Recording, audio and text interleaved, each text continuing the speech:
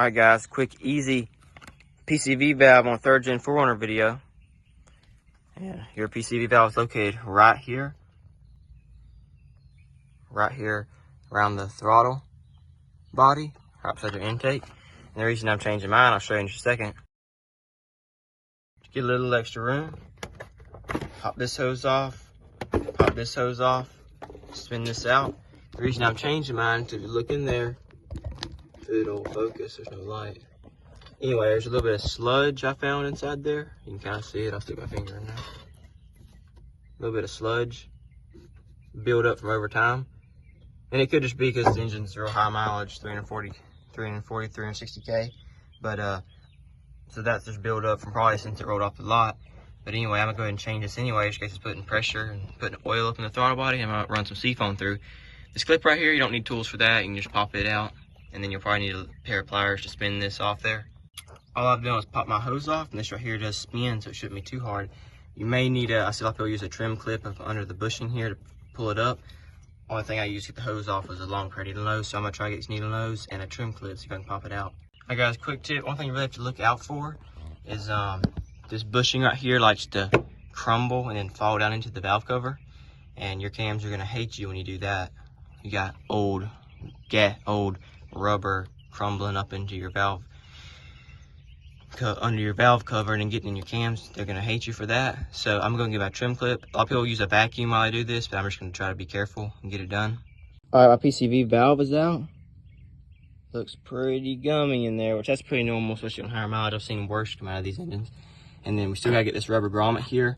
It's not super corroded, so maybe it'll come out in one piece. Fingers crossed. But worst case scenario, if yours is already cracking, coming into pieces, get a vacuum out while you're pulling it up, so it'll suck it up. It'll suck any pieces up before it falls into the valve cover. It came out real fun, but it came out. So we can throw that in the garbage and get our new one. Go ahead and install it onto the valve, and then we'll push it in. Mine slipped right in. Might be a different story for you. Hopefully not. Might want to get twisted the right direction. Slide our old hose back on.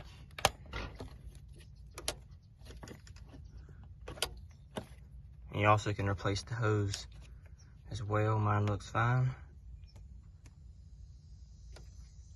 Get your clip back on there. Like I said, quick and easy. It took about 5 minutes.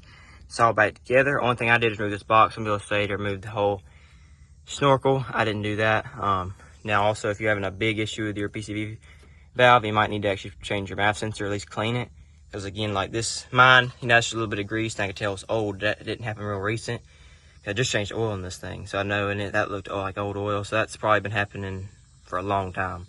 So my MAF sensor is probably okay, but there's a little bit of grease buildup. But you could have it all the way into your box if you have a real bad, like if you lost like a quart of oil through your intake, then your box should actually be full and you clean all that out. And I'm gonna take this back off later and clean it out.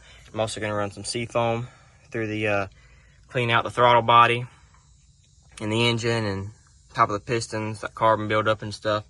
I seen it was pretty bad. I had the plugs out, look down the hole. A little bit of carbon buildup on top of the piston, inside the throttle body right here. A little buildup, nothing crazy. But we just want to run some seafoam in this thing, get it all cleaned up. But yeah, let's crank it up, make sure it still runs, make sure I ain't messed nothing up.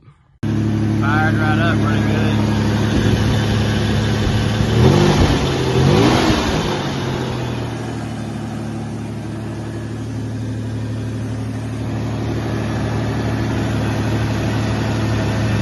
Runs good.